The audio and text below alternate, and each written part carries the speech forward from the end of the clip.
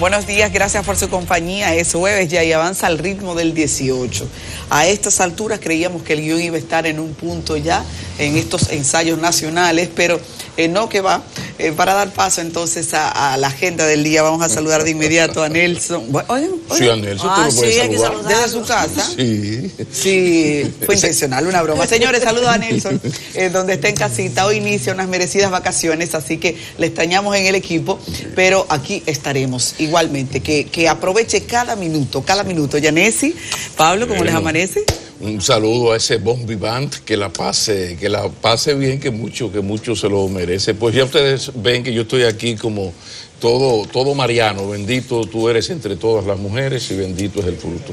Pero aquí estamos, qué bueno, familia, que nos encontramos una vez más con una ausencia lamentable, pero la gente tiene derecho a descansar y a disfrutar de sus vacaciones. Así que feliz viaje y mucho botar el golpe, Nelson. Y si puedes apagar el celular...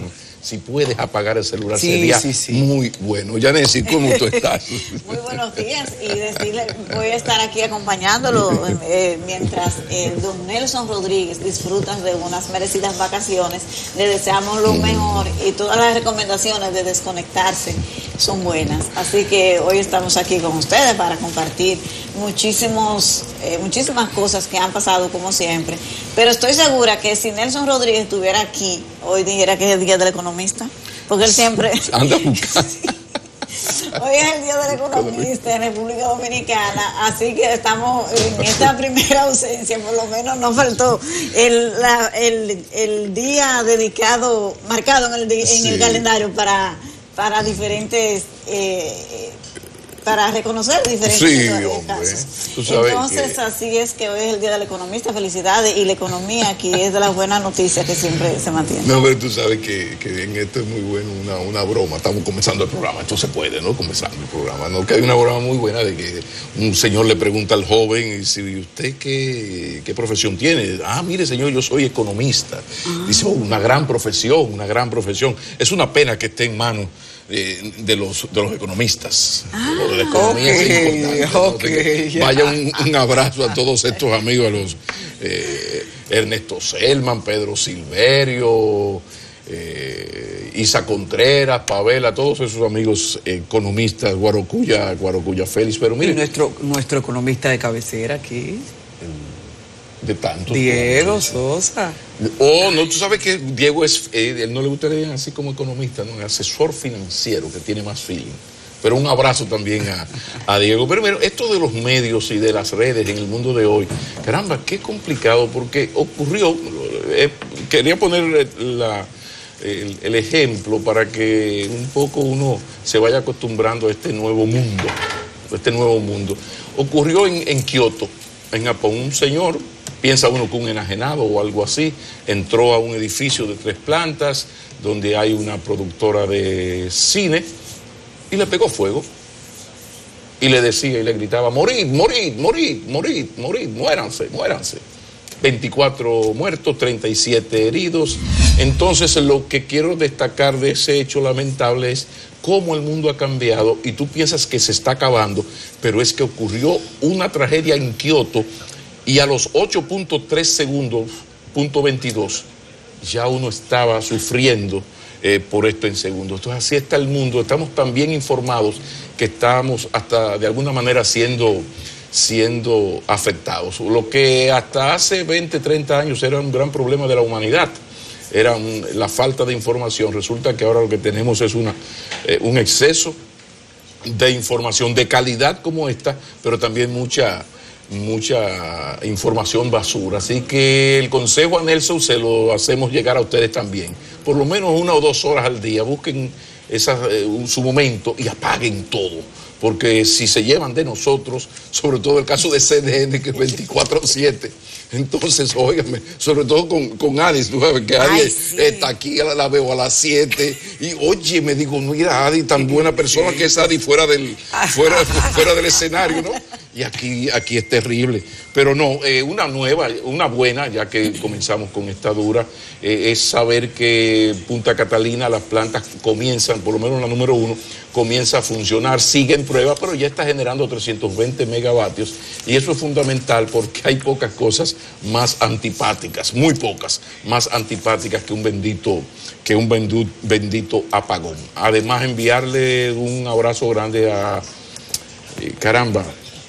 Chanel Rosa Mateo. Qué funcionario tan especial, para decirlo de alguna manera. Digo esto porque el Servicio Nacional de Salud cumplió 4 años, entonces él hicieron un cóctel, entonces él en las palabras centrales, pues destacó rápidamente cómo se había especializado y se había mejorado en lo que tiene que ver con la adecuación de la infraestructura. Eso me imagino que se refería a los 41 hospitales que se han reacondicionado, ¿no? de aquellos 54. Pero a mí me encantó que inmediatamente él suelta lo de la dotación de equipos y designación del personal necesario, o sea, las partes positivas, inmediatamente soltó los desafíos. Y eso no es usual entre los funcionarios que juegan a que todo está bien y a que y no saben lo que es la humildad, la transparencia y decir, mire, tenemos el problema de la mortalidad materno-infantil. Se están haciendo todos los esfuerzos, pero tenemos ese gran desafío. Y me gustó eso, como también lo de fortalecer el primer nivel de atención. Entonces me pareció me encantó que un funcionario actuara de esa manera. Hemos logrado esto, estamos avanzando, ahora tenemos desafíos. Me pareció muy bien, así que un abrazo grande a los amigos del servicio y personalmente a mi antañón, querido amigo Chanel Rosa Mateo. Arranque usted, las damas primero, segundas y terceras. ¿Y usted cree que será así? Porque hay muchas informaciones. Lo único que siempre es sobre el mismo tema, porque como habíamos dicho recientemente, el tema de la reforma constitucional, cada hora, cada día, cada semana, creo que los actores que están involucrados de lleno en este tema cuentan cada segundo. Bueno, en este segundo que vamos a hacer, porque así se están desarrollando los acontecimientos.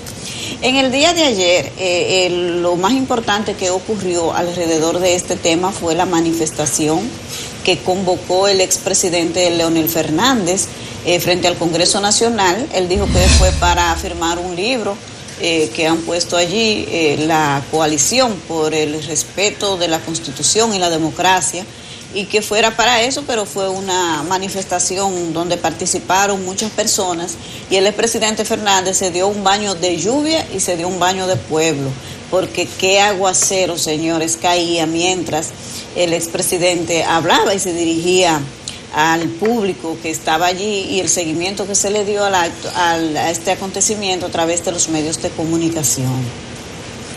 De lo que el presidente Fernández argumentó con relación a la situación, él incluso respondió las críticas que se le hacen, que está en minoría, que él tiene que someterse a la mayoría, y lo respondió de manera directa. Le dice que la mayoría, en este caso, que es el 80%, según él, siempre hemos visto encuestas que ronda entre el 68, 70%, el rechazo a la reforma, y según él este 80%. Él invitó a los compañeros de su partido a que pongan el oído en el corazón del pueblo, porque es la mayoría del pueblo, según él, que rechaza la reforma.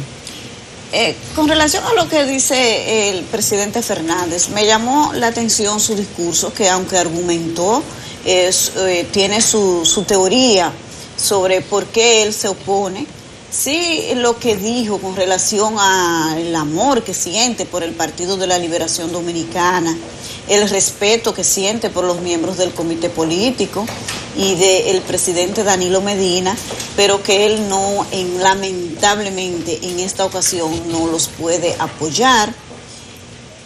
No sé, cuando escuché esa parte y la forma en que él se dirigió, no vi un hombre como que sea capaz de irse del Partido de la Liberación Dominicana, como se ha dicho hasta ahora, y que uno incluso ha llegado un poco a creerlo por la radicalización del debate, del nivel de confrontación que ha llegado a un punto que uno se atreve a pensar que de no retorno con relación a esta disputa tan profunda, una división que nunca, un nivel de la división que no había tenido precedente.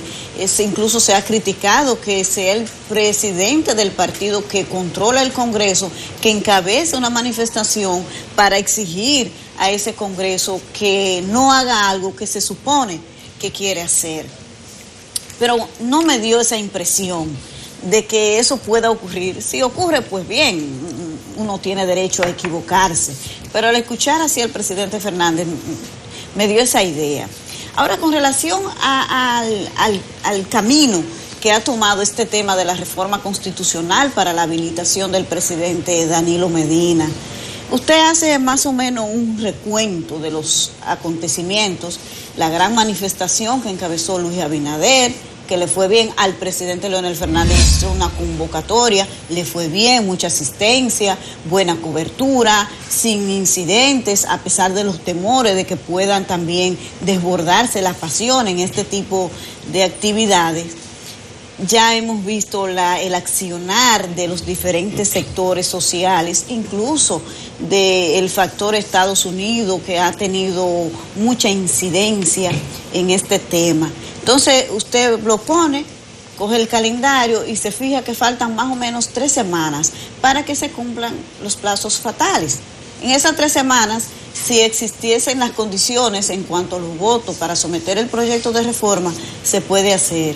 Es tiempo suficiente para lograr la modificación, pero aparentemente y por las posiciones públicas de quienes allí cuentan con representación, los promotores de este proyecto, al parecer, no cuentan todavía con los votos que necesitan. Ahora bien, yo creo que ya hemos visto que cada uno ha puesto la carta sobre la mesa de con lo que cuenta, el nivel de presión. Pero falta que el presidente Danilo Medina y sus seguidores presenten lo que quieren. Si es verdad que tienen un proyecto de reforma, pues tienen que presentarlo a la ciudadanía para socializarlo, si solamente no incluye eso, como se dice, que hay otros puntos que incluiría la reforma. Entonces, la bola definitivamente ya está en esa cancha, en ese sector, que la profundización o que se detenga este nivel de crispación que ha generado el tema depende de lo que haga en los próximos días el sector del presidente Medina y, por supuesto, me imagino que a pesar de las grandes manifestaciones, de cómo se ha hecho el PRM, Leonel Fernández, la sociedad civil, a pesar de eso, seguirá la presión, porque evidentemente que están al acecho y están pendientes de cada vez que se convoca una sesión, cada vez que hay un movimiento y los rumores. Pero lo cierto es que hasta ahora el proyecto de reforma que se supone que tiene en agenda el sector del presidente Medina no ha sido presentado, no ha sido socializado, simplemente se habla de que sí, que están los votos, que ya en la próxima semana, pero concretamente no hay nada. Y quizás ellos están esperando a ver todo lo que hay para dar el paso en una dirección o en otra. El caso es que dependiendo de esa decisión que tome el presidente Medina y su equipo con relación a este tema, vamos a ver cómo seguirán los ánimos en los próximos días. Pero evidentemente que las condiciones para la reforma parece que se agravan cada día más. Ayer vimos el abogado personal de Trump que vino invitado por Abinader para hablar de seguridad, pero lo que sobresalió fue lo que él dijo con relación a la reforma, que no se debe hacer, e incluso dio unas declaraciones bastante duras, que aunque él dice que es a título personal, uno sabe que están en sintonía con las posiciones de Mike Pompeo, del senador Bob Menéndez, y lo que ha sido un mensaje evidente del gobierno de los Estados Unidos con relación a este tema. Indudablemente que hay un problema central, y el problema central es que por lo menos anoche a las 12 de la noche todavía el sector Medina no había logrado conquistar los votos necesarios. Ese es el hándicap. Ahí es que la naiboa de todo esto radica en que hasta el momento no se ha logrado Diga usted, ponga ahí según su preferencia el adjetivo que usted quiera, o sea, ponga ahí, diga lo que usted quiera. El asunto está en que el escenario está como si estuviéramos jugando dominó, está cerrado. Y yo creo mucho en la comunicación no verbal y en los gestos. Ojalá que ustedes se dediquen a observar a los seguidores de ambos en lo no verbal y ustedes van a encontrar muchísimas lecturas. Ahora, ¿qué ocurrió ayer? Bueno, lo habíamos anunciado aquí, de lo que se trataba era de que Leonel Fernández fuera a retomar el liderazgo que de alguna manera trató de arrebatarle astuta y correctamente desde el punto de vista político Luis Abinader el pasado viernes. ¿Cuál es el gran mérito de Leonel Fernández en todo este entramado? Bueno, haber logrado convertir lo que es una querella interna del PLD en un clamor nacional. Sí, yo sé que usted me va a decir, sí, pero que la reelección en la Constitución es cosa de todos. Sí, yo sé que es cosa de todos. Pero en la naiboa del problema, en el centro de este problema, es que hay dos grupos enfrentados que uno quiere continuar y el otro quiere regresar al poder. Esa es la esencia. Ahora, cuando usted escucha las palabras de Leonel Fernández, se da cuenta que por ahí anda. Y yo la traje, yo diría que son las palabras centrales. Mire, aquí estamos luchando por valores y principios que rigen la República Dominicana, valores que tienen que ver con el ejercicio político. La Constitución es un pacto social y no el monopolio de un Congreso, de un Parlamento. Debe ser la Constitución la expresión de una sociedad. ¿Cuál es el meollo, el mensaje que se quiere enviar? Esto es lo que acabo de decir. Esto no es asunto de PLD. Y él ha logrado eso. Y por eso la reacción, insisto, correcta del PRM. Pero fue incluso más lejos. Porque es por viejo, no es por diablo que sabe el señor Diablo. Es por viejo y ya son... Leonel Fernández es fundamental en la política desde que fue candidato vicepresidencial. De eso hace todos los años del mundo, en el 1994, para que tengamos idea. Entonces, ¿qué logró él? Bueno, esa tensión, insistir en el centro de su mensaje, y es que esto es un asunto de valores y principios. O sea, lo que es una querella interna del PLD, él lo lleva a valores y principios y lo ha logrado. Y ahí están las valoraciones de la gente en el tema constitucional. Pero también fue más lejos y hizo una aclaración que ojalá que la repita porque es muy conveniente para sus intereses. Y es aquello, ustedes recuerdan aquellas consultas populares que se hicieron para la elaboración de la Constitución del 2010. Nunca se teorizó tanto, nunca se escuchó tanto a todos los sectores del mundo, nunca se buscaron a prácticamente todos los especialistas en derecho constitucional que tienen el ombligo delante, pasaporte dominicano, estuvieron todos, casi todos, ahí. Fue una gran discusión. Ahora, él aprovecha para recordar esto, pero hace una aclaración importante, y es que yo, cuando tuve hace unas semanas unos problemitas con parte del equipo de Leonel Fernández que dijo lo que no tenía que decir y sobre todo mintió, ¿no? Yo les decía que tuvieran cuidado porque la posición mía es muy vieja y que precisamente decía a esos leonelistas, quien me había convencido hace 1000 años a mí de las bondades del modelo americano había sido precisamente Leonel Fernández. El modelo americano, y ustedes saben cuál es. Usted gana un proceso electoral, tiene derecho a una reelección, a una repostulación y nunca más en su vida. Usted dedíquese a dar conferencias como hacen todos. Ese es el modelo americano. Pero resultó que el modelo preferido por más del 50% de los consultados en esas consultas populares del 2010 fue el modelo americano. Entonces, ¿qué explicaba Leonel Fernández? No, la decisión no fue mía, aunque esa decisión indudablemente que habilitó a Danilo y lo habilitó a él. Fue una exigencia de Miguel Vargas del PRD, recuerden el acuerdo de las corbatas azules, que le dijo, no, el PRD tiene un compromiso con Peña Gómez en lo que tiene que ver con la antireelección. Eso no puede ser, esa reelección no puede ir ahí. Vamos a poner un periodo sí, un periodo fuera y el otro puedes aspirar. Entonces fue una propuesta de Vargas Maldonado PRD en honor a Peña Gómez, dijo Miguel Vargas en ese momento.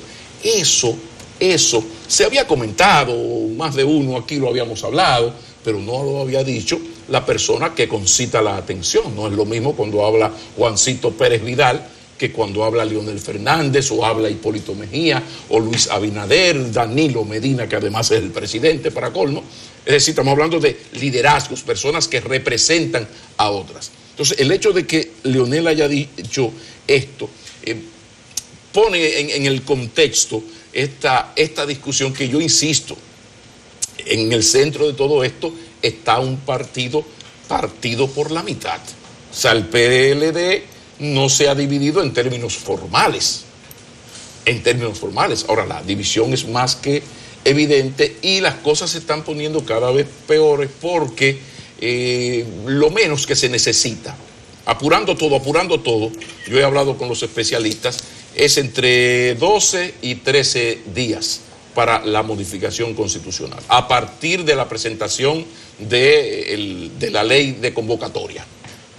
Entonces se tiene hasta el 21 a las 12 de la noche, 0 mata 0, 3 que llevaba 3 semanas, 0 mata... O sea, tiempo hay todavía. Ahora, el hecho de que no haya sido presentado, lo que sí maneja sin ningún problema el sector Medina, que es la presentación de la ley de convocatoria, porque se puede hacer por el Senado y ahí se tiene el sector Medina la absoluta, el absoluto control. Entonces aquí uno no quiere hacer de pitoniza, pero lo cierto es que la rumorología está en sus buenas y cada uno andamos casi todos tratando de ver más allá de la curva, como decía el doctor Peña Gómez, pero se nos hace difícil. El doctor Fernández tiene muy claro del valor de las siglas, por consiguiente eso de salir va a ser muy difícil. Yo diría el sacarlo, las posibilidades de sacar a un dirigente de un liderazgo como el de Leonel Fernández, esto está sumamente difícil. Ahora, ¿hasta qué punto? Y se lo dejo de ese tamaño ya, ¿hasta qué punto ya la guerra en el PLD es tan descarnada que ya de lo que se trata no es ni siquiera de que Danilo pueda ir o que vaya Leonel? Ya se trata de quién se va a quedar con el partido cuando el PLD pierda el poder, y ustedes saben que los partidos en el gobierno la posibilidad de renovar un partido siendo partido gobernante es muy, muy, muy difícil. Las modificaciones se hacen después de la derrota. ¿Hasta qué punto en el PLD la lucha es por qué vamos a hacer cuando salgamos del poder? Yo no lo sé, pero lo cierto es que con esta división uno ve muy, muy difícil que el PLD, prácticamente dividido, si esto se llevara ya a su punto final, pues pueda permanecer en el poder. Claro, esto siempre depende, porque ya he dicho yo 1000 veces que a veces la gran luz del PLD han sido las sombras de sus adversarios. Porque ustedes ven ahora mismo con el PRM, cada vez que el PRM como que está sacando el pecho y está bien para la foto, alguien le tira un pedazo de jabón de cuava al sancocho. Ustedes no se han dado cuenta de eso, que cuando no están presos lo andan buscando. Porque mira que lo del viernes le quedó bonito a Luis Abinader. Espérate, Leonel, tú no vas a... No, la Constitución es de todos, estoy yo aquí. No, pero la otra mitad del PRM me dijo, no, espérate, yo no participo en eso. Y en minutos el propio presidente del partido dijo, no, eso es de Luis Abinader en términos personales, pero adiós. Pero ¿cómo que...? Hoy no ve que se la están comiendo como líderes de la oposición ustedes. No, el PRM es así. Quizás por esa torpeza tradicional en la oposición política es que el sector Medina, que es otra posibilidad, estamos en rumorología y en hipótesis. Quizás por eso es que a ellos la matemática le ha dado. Y han dicho, no, pero es que podemos modificar la Constitución, que haya huelga de brazos caídos del sector Fernández, ir a un proceso electoral y nosotros podemos ganar, porque tenemos como yo digo, nuestro caballo de Troya dentro de la oposición. Pero el tiempo dirá. Lamentablemente le tengo la mala noticia de que en los próximos programas yo creo que vamos a tener que seguir hablando de este bendito tema, lo que habla muy mal de la salud de la democracia dominicana.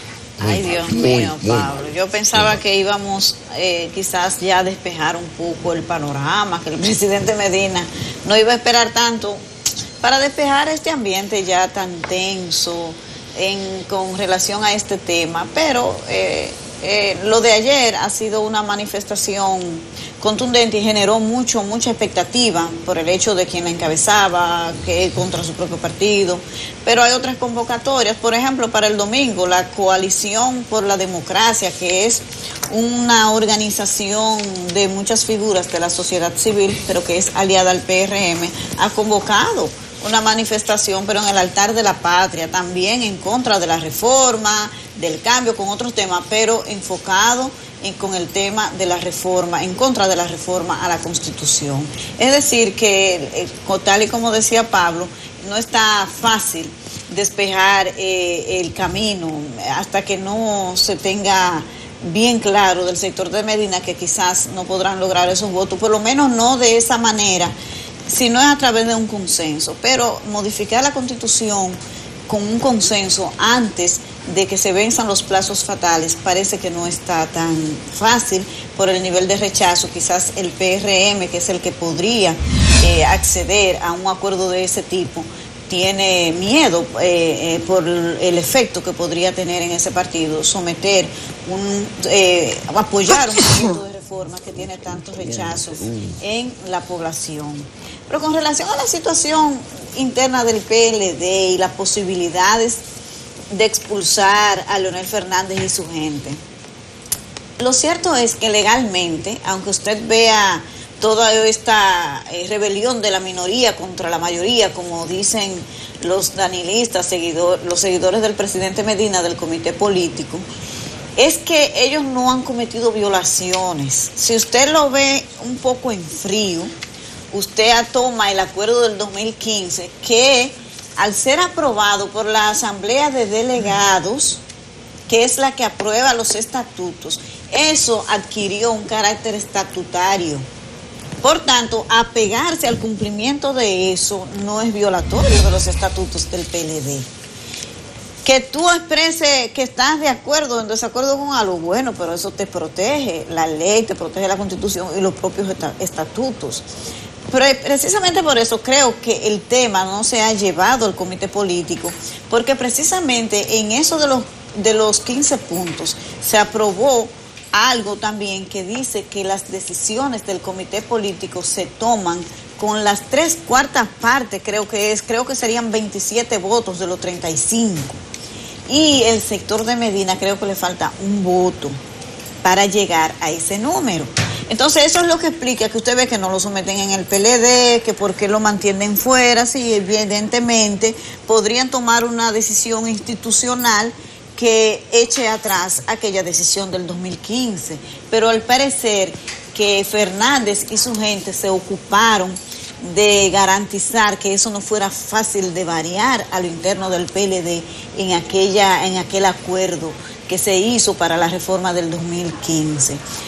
Así andan las cosas, o sea, para dar un poco de explicación por el camino que a veces uno nota mucha gente diciendo, pero bueno, pero ¿por qué no lo someten? ¿Por qué no lo llevan al comité político? Es que hay una serie de entramados y detalles que cuando usted se faja y busca los números y cada cosa como se aprobó, en verdad ellos no han violado, no tienen violación estatutaria. Claro, ahí está, lo ha presentado magistralmente Yanis, y ahí está lo de las 2/3 partes, que no fue casual que en ese acuerdo se pusiera esto de las 2/3 partes, porque Leonel Fernández sabía y lo padeció en el 2015 que era Medina y no él quien tenía la mayoría del comité político, porque los partidos gobernantes en países como el nuestro, de nuestro desarrollo mucho poco institucional, en los países como el nuestro, el partido gobernante es liderado por quien hace los cheques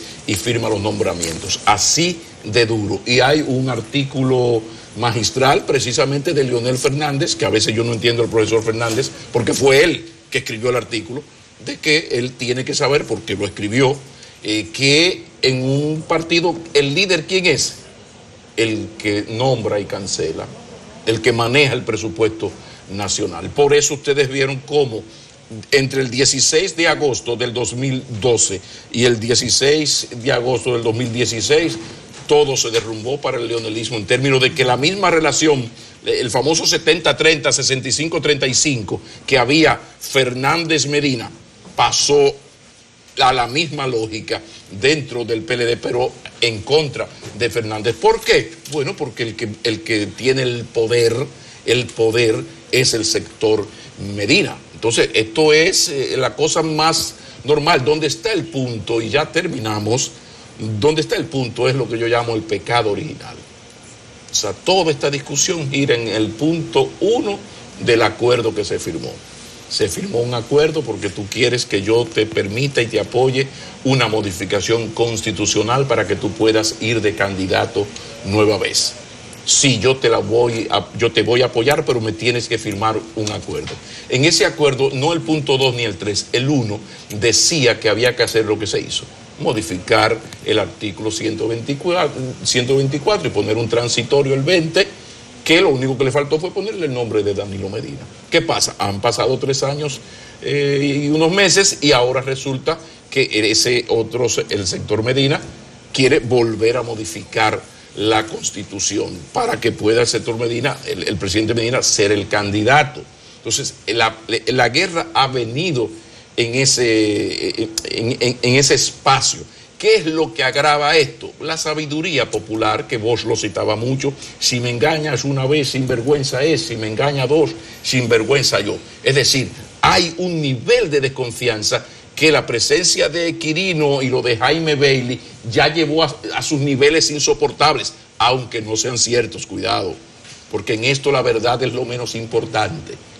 Si fue cierto o no que a Quirino facilitó la llegada de Quirino y aquella campaña en contra de Fernández, un sector enquistado, estoy citando al sector Fernández, un sector enquistado en el poder, si eso fue cierto no es lo menos importante. Lo que es importante es que el sector Fernández lo cree, pero de una manera que no hay forma de que usted le lleve la contraria. Y ahí está el meollo del problema. ¿A dónde llegaremos? Bueno, al PRM se le está presentando la oportunidad de su vida.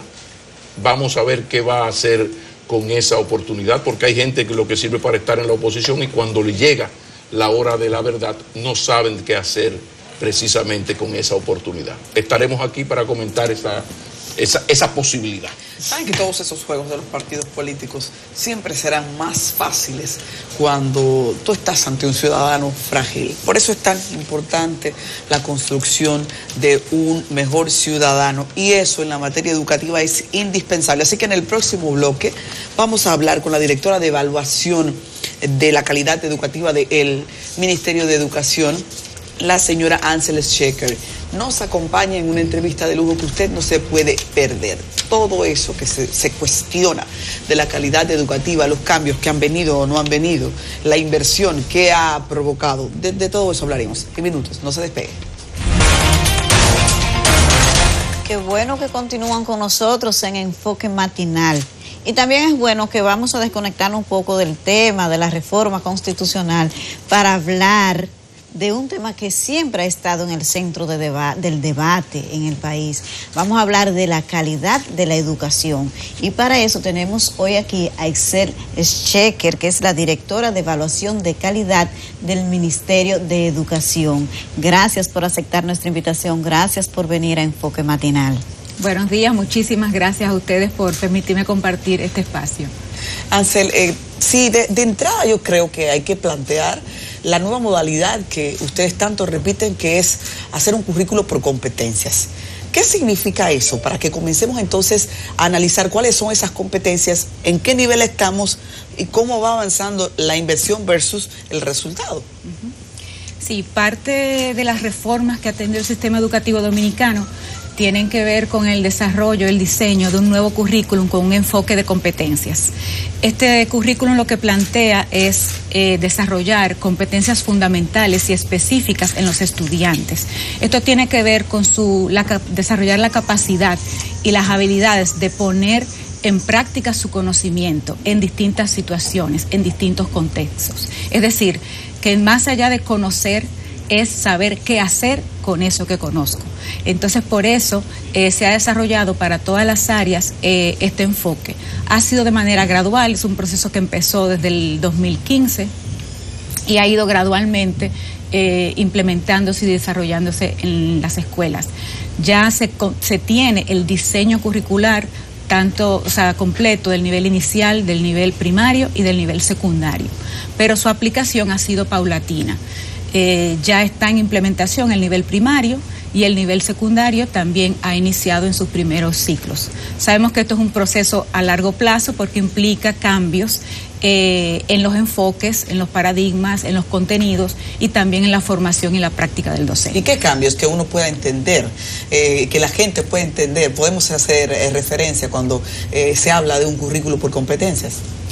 Sí, por ejemplo, los contenidos tradicionales que se trabajan se ven como mediadores para lograr la competencia, es decir, el saber hacer del estudiante, el desempeño del estudiante. Esto implica para el docente un dominio no solo amplio de su área, sino de estrategias pedagógicas que permitan que el estudiante trabaje en equipo, pueda desarrollar estrategias de comunicación, de pensamiento lógico, de pensamiento creativo, crítico, es decir, de habilidades que le van a permitir para la vida, ¿no? Tener éxito. Entonces, esto implica un cambio al enfoque tradicional que siempre ha existido en las escuelas. Cuando se habló de una mayor inversión en la educación y hubo un gran movimiento para lograr que se haga una inversión en el tema educativo tan fundamental para el desarrollo, siempre estuvo la calidad en el centro. Ahora, ¿qué tanto hemos avanzado en materia de la calidad de la educación? Recientemente vimos el resultado de una prueba que no habla que hemos avanzado en eso. ¿En qué punto es que estamos para que se pueda ver quizás resultados? Sí, bueno, como sabemos, la educación es clave para el desarrollo del país, en lo económico, en lo social, en la ciudadanía, y la inversión es absolutamente necesaria. También es cierto que la inversión en educación es a largo plazo, no vemos los resultados de un día para el otro ni de un año para el otro. Y la calidad es nuestro principal desafío. Tenemos muchos desafíos dentro del sistema educativo, pero la calidad es uno de los principales y es la prioridad.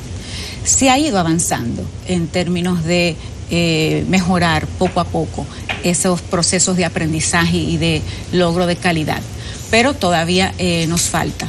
Y justamente nosotros hemos estado aplicando evaluaciones para ver, por ejemplo, cómo se ha ido implementando este nuevo currículum y qué tanta distancia hay entre lo que el currículum plantea y lo que estamos logrando. Y sí, los resultados de nuestras evaluaciones nos están mostrando que hay una distancia importante, pero eso es una información valiosa para poder actuar, o sea, para poder trabajar conjuntamente toda la comunidad educativa, trabajar todos los programas de formación, de acompañamiento, los materiales didácticos, etcétera, para poder lograr que los aprendizajes sean lo que estamos esperando. Ansel, hay una crítica que durante muchos años se planteó. La gente, tal vez por una vagancia, por algunas confusiones técnicas, no quería pruebas nacionales.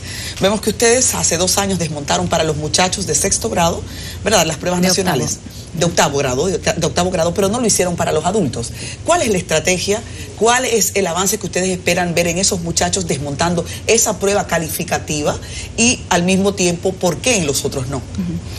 Mira, la evaluación es absolutamente necesaria para saber cómo estamos y si vamos avanzando hacia donde queremos, si vamos logrando nuestros objetivos. Entonces, todo sistema educativo tiene que tener un sistema de evaluación a nivel general. Nuestra ley establece que haya este tipo de evaluación externa al final de cada nivel educativo o ciclo. Con el cambio que ha habido en la estructura del sistema, nosotros teníamos un sistema de educación básica de 8 años y educación media de 4 años. Con el nuevo currículum eso ha cambiado. Ahora tenemos una primaria de 6 años y una secundaria de 6 años, cada una dividida en 2 ciclos de 3 años. Entonces, ¿qué significó? Que el octavo dejó de ser un grado final de nivel. Ahora el octavo es parte del primer ciclo de secundaria.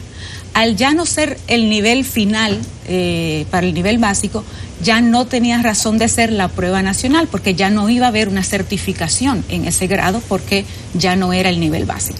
Entonces, por eso es que se elimina la prueba nacional de octavo, porque ya ese no es un grado final del nivel. Entonces, se mantiene la prueba nacional del último grado, del nivel medio, que pasará a ser secundaria, es decir, de bachillerato. Esa es la que se mantiene con las mismas características, y se mantiene la prueba de básica de adultos, porque el subsistema de adulto es otro subsistema y tiene otra organización, tiene un nivel básico y tiene un nivel secundario.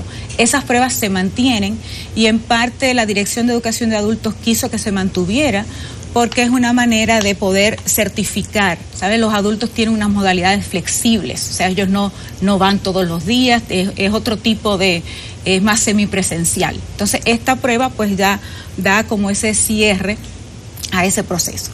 Nosotros hemos establecido otras evaluaciones que le llamamos evaluaciones diagnósticas, porque no tienen consecuencia para el estudiante, pero sí dan información al sistema educativo sobre cómo va la calidad. Y estas nuevas evaluaciones diagnósticas están al final de los ciclos de la nueva estructura.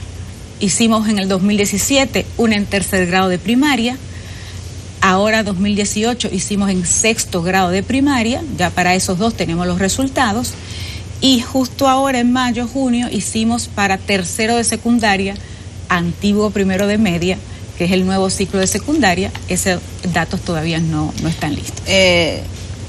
El papel del docente en la calidad de la educación. Hemos visto que ahora abrieron los concursos, están aplicando una prueba para que los profesionales del área concursen, pero las informaciones que salen es que la mayoría se quema en esa prueba. Me gustaría que me diga algo de ese proceso, porque ocurre, si es que tiene la información, y el papel, la importancia del docente para lograr la calidad de la educación. Claro. El papel del docente es trascendental. Realmente no se puede lograr mejorar la calidad de los aprendizajes si no tenemos calidad en la formación docente, en el desempeño del docente. Son los actores claves. Y de ahí la centralidad del trabajo que hay que hacer conjuntamente con el docente. Como bien señalas, se está ahora desarrollando los concursos para seleccionar los docentes que van a ingresar al sistema educativo público y llenar las vacantes que están disponibles. Se hace un concurso, es algo que está establecido en el Estatuto del Docente, justamente para tener un procedimiento transparente que permita seleccionar los mejores. El concurso se ha desarrollado, implica varias etapas. Hay una primera prueba que trabaja, que es una prueba más bien de lógica, una prueba de competencias de perfil, es decir, yo como docente o yo como director, porque son varios cargos que se están concursando, si tengo el perfil, las competencias generales que demandan ese puesto. Y luego hay una prueba de conocimiento, tanto del área que se va a enseñar, si soy lengua española o matemática, como una prueba curricular pedagógica. Y finalmente hay una entrevista, es decir, que son muchos pasos que se dan para lograr finalmente la selección. En muchos, sí, ciertamente hay docentes que no han logrado la calificación que se ha establecido como mínima para poder pasar a una siguiente prueba, o pasan una pero tal vez en la otra no, porque como dije son varios sistemas. Bueno, tenemos un estándar, ¿no?, para poder seleccionar los mejores. Sabemos que nuestro país tiene debilidades en la calidad, debilidades en la formación, no solo en las docentes, sino en los profesionales en general. Esa es una realidad con la que hay que trabajar. Pero en estos momentos el sistema educativo pues está poniendo esos estándares para poder hacer una selección. La realidad es que tenemos menos de 10.000 cargos vacantes y más de 50.000 postulantes. Entonces nosotros tenemos que hacer una selección. Bueno, sí, eso claro. Es interesante porque significa que hay maneras de hacer filtros. Una pregunta muy interesante, esto de la cultura de las evaluaciones nos permite ir midiendo un ejercicio que antes no podíamos porque no teníamos cifras. Ahora tenemos cifras internacionales y también locales. Vi que ustedes a la altura de mayo recibieron ya el término de una evaluación de los muchachos de sexto grado y me llamó la atención que continúa una brecha muy importante entre el sector público y el sector privado. Igualmente hay un dato que establece que las niñas aprenden más que los niños. Hay otro dato que establece que los del campo están más retrasados respecto a los del pueblo. Entonces quisiera escuchar cuáles estrategias ustedes están llevando para cerrar esas brechas y a qué tiempo se supone deberíamos ver que la educación pública alcance a la privada. Bueno, nosotros hicimos ciertamente una evaluación diagnóstica nacional de sexto grado. Se evaluó lengua española, matemáticas, ciencias sociales y ciencias de la naturaleza de acuerdo al nuevo currículum. Es decir, de acuerdo a estas nuevas competencias que están establecidas.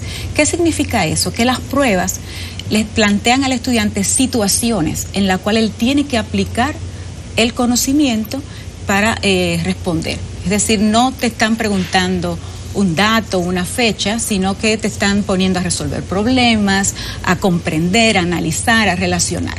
Entonces son estas competencias las que se quieren desarrollar ahora.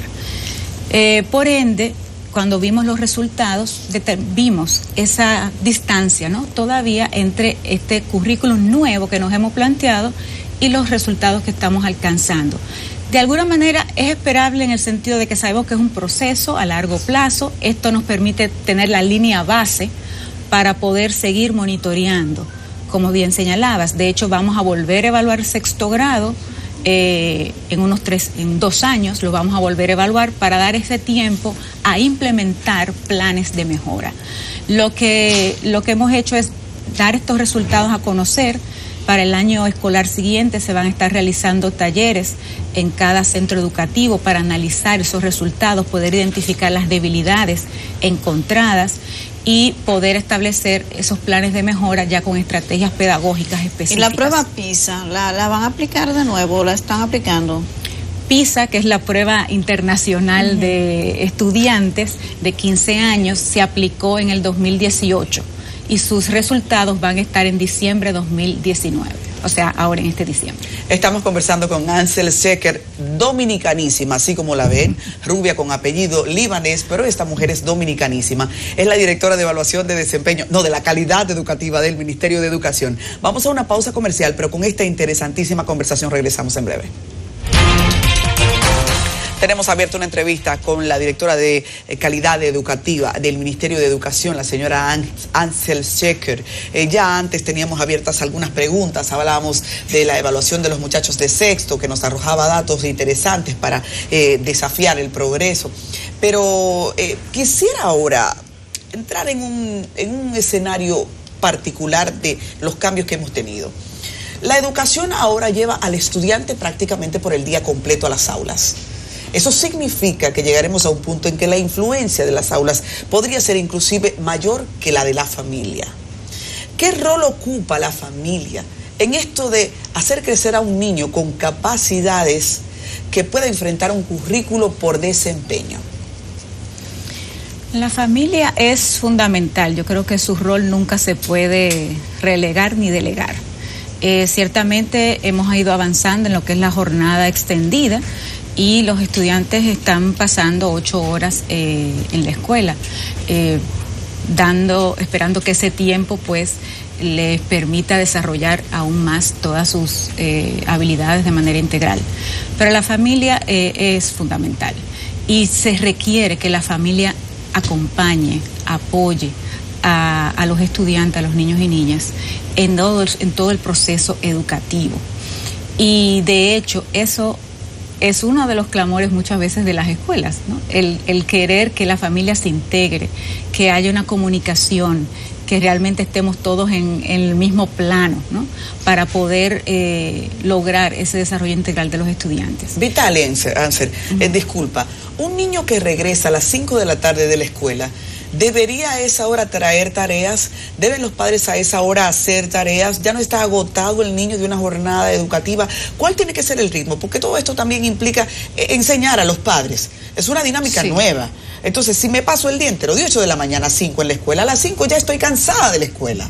A esa hora ya a un niño lo que le toca jugar y punto, descansar. ¿Cuál es o cuál debería ser el rol de los padres o de los tutores, digamos? Sí, no, y tiene que haber un equilibrio, ¿no? Entre estudio, descanso, hacer diferentes tipos de actividades, pero sí la familia tiene que involucrarse en saber cómo le fue a ese niño en la escuela, qué está aprendiendo, tiene que mirar ese cuaderno. Yo creo que sí, que hay un tiempo diario que la familia tiene que ver cómo está el proceso de aprendizaje del estudiante y evidentemente va a haber algunas tareas, algunos proyectos que se quedan para la casa, pero también tiene que sacar ese tiempo de compartir, de comunicarnos, de compartir un juego, de hacer distintos tipos de estrategias, de intercambios, porque también estamos viviendo una sociedad, y todos lo hemos visto, donde la gente está trabajando mucho, los padres, y también chateando, tecnología, donde el tiempo de interacción muchas veces se ha perdido. Y eso es importante de recuperar, porque estamos tal vez estando de forma muy individualista. Cada uno llega, uno se pone con una televisión, el otro se pone con el celular y se pierde ese espacio de familia. Yo creo que eso es trascendental para el desarrollo, para los valores y para poder crear el carácter, la disciplina, el esfuerzo que tiene que desarrollar un estudiante para poder lograr las metas. Cuando ustedes aplican las pruebas diagnósticas,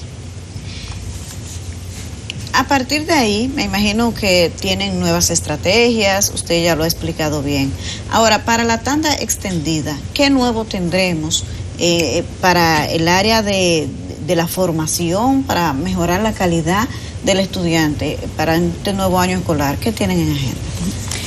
Bueno, algo que quiero señalar con estas evaluaciones diagnósticas es que además de las pruebas a los estudiantes, nosotros aplicamos cuestionarios a los estudiantes, a los docentes, a los directores y a la familia, donde recopilamos información del contexto del estudiante, de las actividades que realizan fuera de la escuela, de su percepción de la escuela. Es decir, que estamos recopilando ahora más información que nos va a permitir analizar y poder tener intervenciones más efectivas, tanto en la escuela de jornada regular como en la de jornada extendida, que justamente tenemos más oportunidades de trabajar.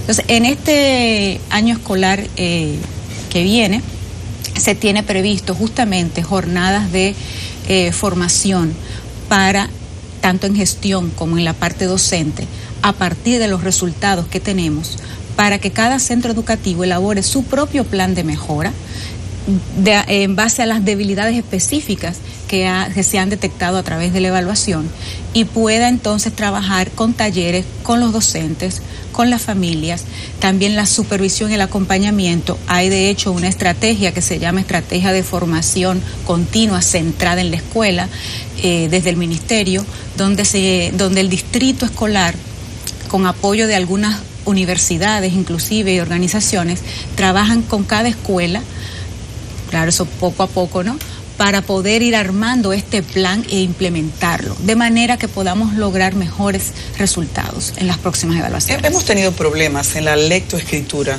de los niños de primaria. Sí. Y bueno, no sería básica, ¿verdad? Primaria. Primaria. Ustedes han estado evaluando estrategias. ¿Con cuál se han casado ahora para mejorar la técnica? Bueno, mira, el aprendizaje de la lectoescritura ha sido un gran desafío, porque de hecho en la evaluación que hicimos, tanto en evaluaciones internacionales que hemos participado, como en la evaluación que hicimos ahora en el 2017, detectamos que el aprendizaje de la lectoescritura no está en el tercer grado al nivel que corresponde para ese grado. Entonces, a partir de ahí y desde antes ya se han desarrollado una serie de programas, inclusive con universidades y organizaciones aliadas que han trabajado con nosotros en los programas de los primeros grados. Nosotros tenemos que tener primero la meta de que los niños tienen que lograr el aprendizaje inicial en ese ciclo de primero a tercero y enfocándonos desde primer grado, es más, desde el nivel inicial, desde preprimario hay que estar enfocándonos en este proceso. Entonces, una de las cosas que hemos determinado es esa, que es un proceso que inicia en el nivel inicial, que tenemos que definitivamente lograr aprendizajes básicos en primero y seguir perfeccionando para que en tercero ya lo domine completamente.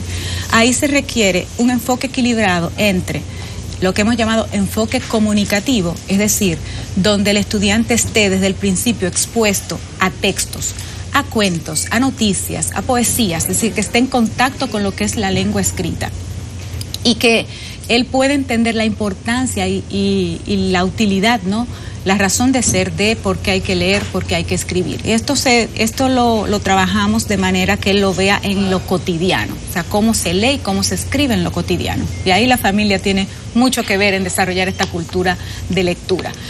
Entonces, tiene que haber un enfoque textual, es decir, de trabajar con la comprensión. Y también un enfoque de lograr las habilidades requeridas para esa percepción, esa comprensión, perdón. Es decir, leer para poder comprender, no quedarnos en la decodificación de letras, sino lograr la comprensión de un texto. Pero se necesita un enfoque equilibrado, se necesita un trabajo a veces personalizado, hay que escuchar a cada niño leer, hay que ver cómo cada niño escribe y ver justamente a partir del nivel en que se encuentra cuál es la intervención que va a requerir. La sobrepoblación de los estudiantes, por ejemplo, 30 niños en un aula, eso es un problema para el aprendizaje, evidentemente, todos los niños no tienen la misma capacidad. ¿Qué se recomienda? ¿Qué es lo máximo que debe haber en un aula para un aprendizaje adecuado? Sí, los niños tienen distintas experiencias y distintos ritmos. Y el docente tiene que tener esa habilidad de poder desarrollar trabajos en grupos, en pequeños grupos, individuales, en gran grupo, o sea, de organizar de manera distinta para ir atendiéndolo. Nuestro sistema establece que en un aula debe haber 30 estudiantes. Tenemos aulas con más estudiantes y tenemos aulas con menos. En las investigaciones que se han hecho, el número de estudiantes, que aunque uno cuando es docente lo siente mucho, pero no se ha logrado establecer que hay que afecta tanto el resultado. Claro, dentro de algunos márgenes. Como dije, 30 estudiantes es mucho, pero las investigaciones no han revelado que 30 es un número que afectaría el resultado. Tenemos los mismos resultados con 30 o con 20. Claro, ya cuando se pasa de esa cantidad, pues es mucho más antes complejo, era terrible, 40, 50 difícil, en una aula. Sí. Eso. No, y todavía tenemos aulas así, porque todavía nosotros tenemos una gran demanda de cupo, de matrícula en las escuelas, y es algo que hay que ir ampliando y reduciendo para poder atender la diversidad. Y quiero preguntar, ¿es difícil trazar estrategias cuando esas estrategias dependen de un docente que según las pruebas calificativas no tiene lo que yo busco? Yo me refiero al Estado. Estás en el área de la calidad educativa, pero ejecutar todo eso con maestros que no están suficientemente calificados, no están al nivel, ¿cómo ustedes entienden podrá ejecutarse? ¿Cómo podrá llevarse? ¿Qué están haciendo para conseguirlo? Que se alineen esos dos objetivos. Sí, hay un proceso de reforma de los programas de formación inicial de los docentes. Eso se trabajó con el Ministerio de Educación Superior, con el MESIT, y las universidades. ¿Para qué? Para que las universidades que forman a los docentes transformen sus programas de estudio y estén acorde al enfoque de competencias del nuevo currículum, a los nuevos lineamientos que tiene. Perdón, pero eso costaría ver morir una generación primero, y para conseguirlo se sacrifica la que tenemos. Estamos hablando de que queremos resultados a corto plazo y a mediano. Para eso que ya están en las aulas. ¿Qué tenemos? Porque sabemos que las universidades han entrado en unas nuevas competencias, a pactos, pero a los que están en las aulas, pero han resultado incompetentes, ¿qué les estamos haciendo? Sí, porque lo menciono porque hay que trabajar en las dos vías, o sea, en la nueva generación que viene y en la que está, en lo que es la formación continua de los docentes que están en servicio. Entonces, justamente en esa dirección, que es fundamental, el Ministerio de Educación tiene el programa de formación continua centrada en la escuela, como mencioné, que está trabajando en desarrollar estas competencias en los docentes a través de talleres que se desarrollan en los mismos centros educativos o en el distrito, ¿no? O sea, juntando varios centros educativos, y que estos talleres pues vayan a atender esas debilidades que se han detectado. Es un trabajo, como dije, a largo plazo, porque implica un esfuerzo sostenido y no solo un tema de formación en talleres, sino de acompañamiento en el aula, porque sabemos que si uno lo ve, nuestros maestros han recibido capacitaciones, han recibido talleres, han recibido diplomados, pero bueno, a veces vamos al aula y nos encontramos con una realidad sobre la cual tenemos que actuar. Entonces, estamos ahora reforzando más el tema del acompañamiento, es decir, que un técnico, un supervisor esté con el docente, pueda observar esa práctica, pueda retroalimentarla, desarrollar un diálogo y poder juntos, pues, identificar estrategias, identificar recursos didácticos que pudieran mejorar. Esto es un proceso que lleva tiempo en el sentido de que estamos hablando que tenemos más de 8.000 centros educativos y miles de aulas, ¿no? Pero ese es el esfuerzo principal que el Ministerio está haciendo y debe hacer.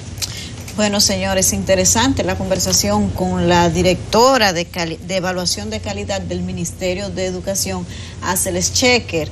En otro momento tenemos que tener una conversación similar porque se quedan demasiados temas pendientes, demasiado amplio el tema de la calidad de la educación. Gracias por venir a Enfoque Matinal. Muchísimas gracias a ustedes por este espacio y realmente sé que quedan muchos temas pendientes porque es de gran interés a nivel nacional. Así es. Señores, ustedes continúen con Enfoque Matinal que todavía hay mucho más contenido.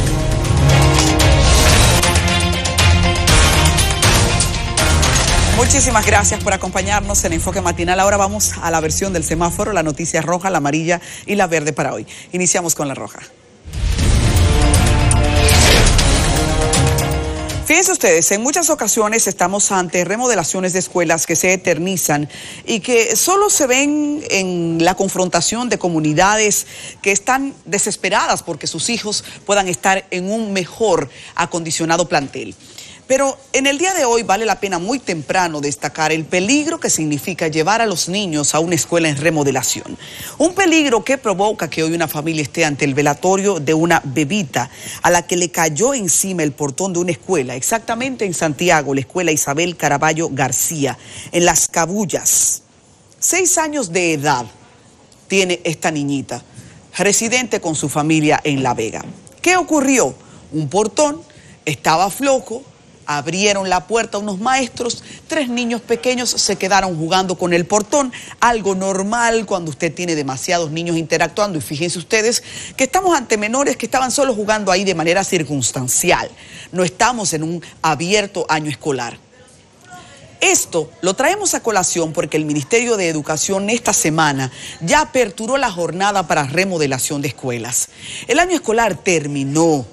Y nosotros todos los días teníamos escuelas con gritos de remodelaciones no concluidas. ¿Qué ocurre? Que el periodo de acondicionamiento no resulta suficiente. No sabemos si todavía sigue siendo logística, si sigue siendo dinero, si es una comunicación incorrecta entre los actores, incluyendo los proveedores con el Estado, incluyendo los pagos. ¿Qué ocurre? No está clara la respuesta. Lo que sí podemos dar por sentado es que hay quejas todos los días que tienen que ver con escuelas no habilitadas en su estructura física. Esto es grave, es peligroso y es peligroso de muerte. ¿Cómo lamentamos lo que está viviendo esta familia? Y es el ejemplo fiel de lo que ocurre cuando no fijamos candados a tiempo. Pero no estamos supuestos a todos los días tener que ver una desgracia para luego traer las soluciones. Estamos en vacaciones, un tiempo idóneo para que se habiliten las estructuras físicas de las escuelas. Y cuando comienza un año escolar y veo protestas de padres, madres, estudiantes y maestros gritando de que no comenzarán un año escolar hasta que su escuela esté lista, los entiendo perfectamente. Ahora, más que nunca, echen su pleito, que el pleito de ustedes es del país, es de todos y hay que jugársela, todos los sectores se la tienen que jugar. Ay, ay, ay. Vamos a la amarilla. Fíjense ustedes, en diferentes países se ha ido cada vez más incrementando la tecnología para la farmacovigilancia. ¿Qué es esto? Un sistema a través del cual todos los ministerios de salud pública van monitoreando las reacciones adversas que hace la gente que consume un medicamento X.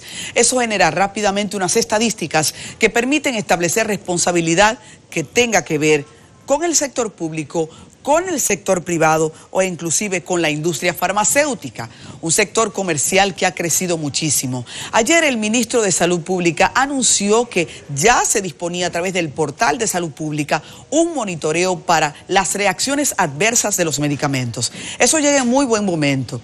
Repito, ¿por qué? Porque tanto tenemos proveedores públicos como sectores privados en una industria farmacéutica que crece mucho pero necesita un celoso monitoreo y vigilancia. Importante que la gente sepa que el mercado necesita saber cuando usted ha tenido una reacción negativa, o sea, una reacción adversa a un medicamento. Y eso permite que se haga una vigilancia y un seguimiento exacto de manera inmediata. El inicio de esto ahora necesita ser socializado para que tanto médicos como pacientes lo utilicen y que eso genere estadísticas que en materia de salud nos permitan estar al día. Así que en buen momento, ministro.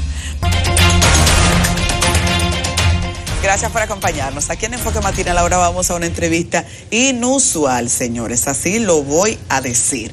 Porque es inusual el tema que vamos a abordar. Pero primero vamos a ponernos en cariño con la invitada, que es Julina Staffel. Así, sí. Julina Staffel. Hoy estamos con unas invitadas de unos apellidos internacionales encantadores, pero miren la que es dominicanísima también, dominicanísima.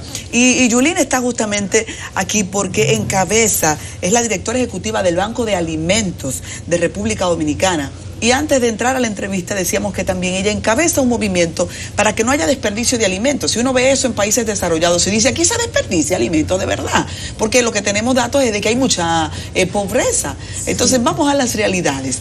Buenos días y gracias por acompañarnos. Buenos días, pues muchísimas gracias. Sí, como tú bien dices, aquí se desperdicia mucho alimento. Te puedo decir que según los últimos estudios de la FAO, un tercio de lo que se produce en nuestro país va a la basura. Con eso da para alimentar todos los habitantes de nuestro país. Pero, ¿en qué sectores? ¿En comida rápida, la gente común, en la zona industrializada, hotelera? ¿Cómo funciona? Absolutamente en todos los sectores que componemos las cadenas alimenticias. Es decir, los supermercados diariamente, por el tipo de actividad, generan mucha merma. Normalmente todo eso va a la basura. Te puedo decir que hay supermercados que oscilan entre los 2 millones de pesos mensuales en destrucción de alimentos. Como aquí no tenemos una ley todavía que incentive el tema de las donaciones, es mucho más sencillo para ellos decomisar los alimentos que donarlos, porque todavía no tenemos una cultura y es la razón lo que queremos promover. ¿Pero te refieres a restos de comida? Sí. Comida descompuesta, porque los restos de comida no son reciclables. No, fíjate, los bancos de alimentos somos instituciones sin fines de lucros que trabajamos para mitigar el hambre mediante rescate y donación de alimentos. Básicamente nos enfocamos en todos aquellos alimentos que están próximos a vencer o que se deterioran, alguna falla, por ejemplo, en el etiquetado, si se abolla algún producto, todo Ahí eso. Estamos hablando de enlatados. Enlatado y todo tipo de productos, es decir, todo aquello que deja de tener valor comercial, pero sigue siendo apto para el consumo humano, nosotros lo rescatamos. Normalmente hay productos que tienen una fecha de vencimiento y otros que es preferible consumir antes, preferiblemente antes de tal fecha. Ya no tiene valor comercial porque es una forma de proteger al consumidor, pero sigue estando apto para el consumo humano. De manera que nosotros, todo aquello que aún está dentro de la fecha hábil para ser consumido, nosotros rescatamos. Julina, ¿y qué hace el Banco de Alimentos? Entremos en lo del Banco de Alimentos, porque es novedoso. Te tuve que preguntar qué era, de hecho, antes de la entrevista, así que vamos a compartirlo con la gente. Sí, como te dije al principio, el Banco de Alimentos es una ONG, pertenece a la Iglesia Católica, trabajamos sin fines de lucro para mitigar el hambre en la República Dominicana. Contamos con varias empresas y varias instituciones que nos apoyan, entre ellas está la FAO, que tiene el objetivo de hambre cero de aquí al 2030.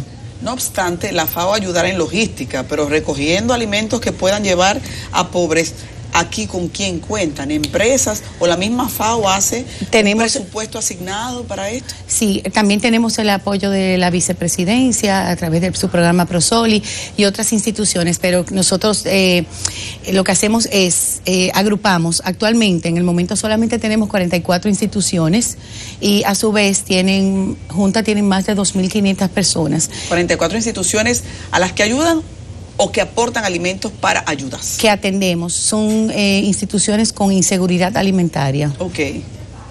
Entonces, juntas suman un total de 2.500 personas a las cuales llegamos, llevándole esos productos que nosotros rescatamos, tanto en los supermercados, en algunos restaurantes, cuando es comida cocinada, pero sobre todo también del campo.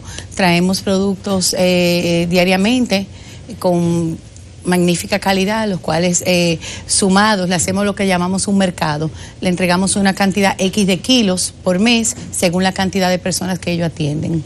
En este ejercicio yo pienso que hay un elemento importante, es enseñar a la gente a nuevos hábitos que permitan que no haya desperdicios de comida.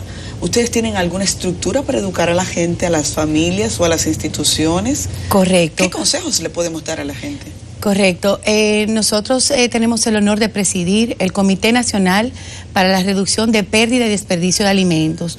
¿Qué pretendemos con eso? Involucrar a toda la población, desde el empresariado, los padres, los colegios, para que haya un consumo responsable, para que cada día se desperdicie menos, para que se cocine exactamente lo que se va a comer, para que aquellos que saben que no van a consumir, pues sea donado.